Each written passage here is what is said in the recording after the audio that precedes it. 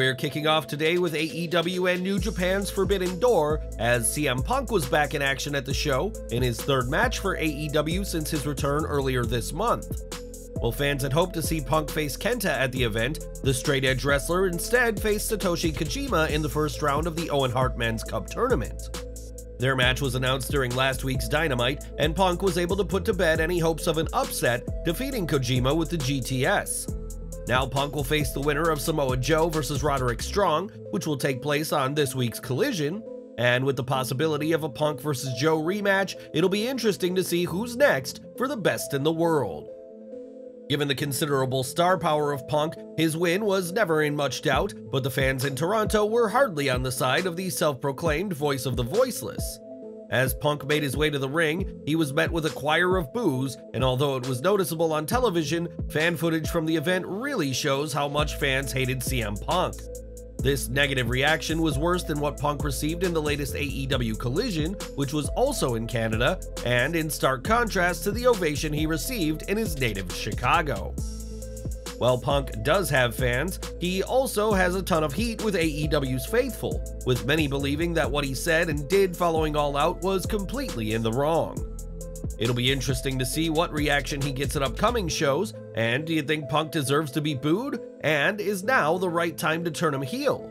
Sound off in the comments. Forbidden Door wasn't just the meeting of two companies, but it was the first time in a long time that CM Punk and the Elite were at the same show. In fact, this was the first time the two sides were together since the infamous All Out 2022, and Tony Khan did not want a repeat of what happened last September. Sean Ross Sapp of Fightful Select reports that not only were the two sides kept separate, but they were kept at different sides of the arena to ensure things would not escalate. This is just the latest in Tony Khan's efforts to make Punk's return work, which has resulted in Punk and the Elite being kept to different shows of AEW's weekly programming. Punk is being kept to Collision, but did appear on the latest episode of Dynamite in Chicago, which resulted in the Elite's only appearance on the show being via a pre-taped segment. There is a consensus among some in AEW that this situation is a time bomb, and that keeping the two sides apart like this can't work in the long term. But what do you think? Let us know in the comments below. More from Forbidden Door now, and after reports of AEW Collision seriously struggling to sell tickets in Canada, this crossover pay-per-view was a packed event in the Scotiabank Arena. It was even announced that the event had an attendance of 14,826 fans, but like WWE, it appears that this number wasn't taken at face value. WrestleTix reports that the amount of tickets distributed for the event was 13,631, so the attendance was at least 1,200 less than what AEW claimed, so perhaps AEW and WWE aren't all that different. Forbidden Door was a stacked show as fans in Toronto got the chance to see the very best that both AEW and New Japan have to offer, but the action started even before the show began. According to sources who attended Forbidden Door, the dark match saw Tom Lawlor compete, but not against Adam Cole, his pre-announced opponent for the show. Due to Cole being unwell, Lawlor faced and defeated Serpentico, and after this match, Tony Khan appeared to express his gratitude to everyone for attending the show. Shortly after, Christian Cage and Luchasaurus were brought out to the ring, and Cage, in his heel persona, engaged with the Toronto fans and declared his departure. As for Tom Lawlor, his match with Serpentico was good, but hardly the match he had hoped to have at Forbidden Door, and there's no word yet on what kind of illness Cole is dealing with. Adam Cole has had some rotten luck with Forbidden Door, as it was a concussion suffered at last year's event that led to him missing months of action, and we're wishing him a speedy recovery. As mentioned, Adam Cole didn't compete at Forbidden Door thanks to a mysterious illness that led AEW to pull him from the show, and instead Tom Lawlor faced Serpentico. That dark match took place before Forbidden Door began, but plans were nearly much different for the inaugural New Japan Strong Openweight champion. Sean Ross Sapp of Fightful reports that AEW and New Japan considered Lawlor facing someone other than Cole on the main card, but decided to scrap the match entirely instead. It's unclear if that planned main card match would have been against Serpentico or a different opponent, and there's no clarification on why this idea was ultimately scrapped. Fans were excited to see Lawlor make his AEW TV debut, but it wasn't meant to be at Forbidden Door, and time will tell when he gets to compete on screen for All Elite Wrestling. One name fans did see at Forbidden Door was MJF, who was able to retain his AEW World Championship against Hiroshi Tanahashi. As many have come to expect, this win by MJF was far from clean, and at one point, Tanahashi had the champion pinned, but the referee was distracted.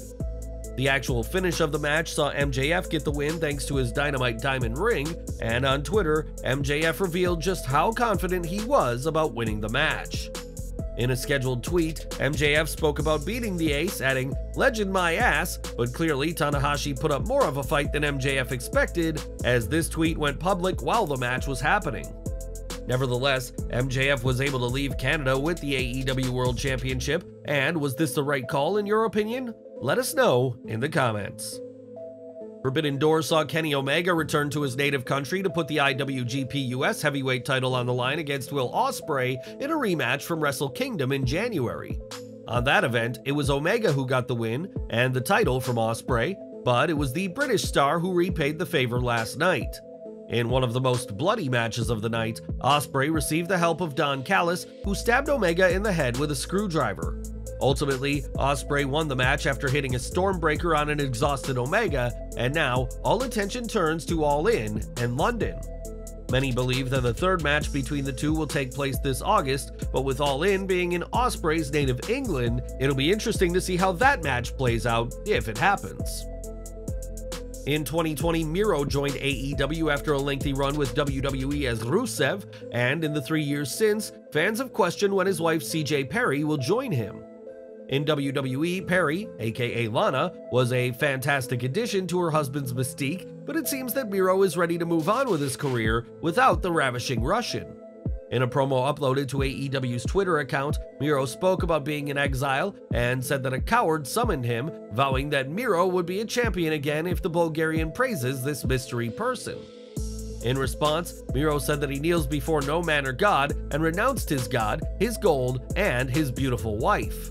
It was certainly an interesting promo from the now godless Miro, and many are intrigued into what he'll do next, and whatever's coming, it seemingly won't involve CJ Perry. If you tuned into the second episode of AEW Collision, you'll have noticed the reaction CM Punk received was far more hostile than his first one. Unlike the first episode in Chicago, the second episode took place in Kenny Omega's native Canada, and Punk had no issue in riling up the fans both during and after the show. After his team lost an 8-man tag match, Punk grabbed the mic after the show and, in a condescending way, vowed to keep on fighting to win, just like how the Toronto Maple Leafs keep fighting to win because they keep losing. He said, "I would like to make this short and sweet. As the team captain, I take full responsibility for the loss. I want you all to know that even though I lose sometimes, I'm gonna keep coming back and fighting, just like your Toronto Maple Leafs." Punk's promo clearly succeeded in riling up the fans who booed him consistently, but with Chicago and Canada having ties to Punk and the Elite, it'll be interesting to see what reaction he receives in a neutral territory. CM Punk received quite the reaction after Collision went off the air, but he also took aim at another controversial name in wrestling, that being Hulk Hogan. During the 8-man tag team match, Punk could be seen giving the infamous Hogan big boot, and after cupping his hand to his ear, making sure to hear the devastating boos, hit Hogan's immortal leg drop.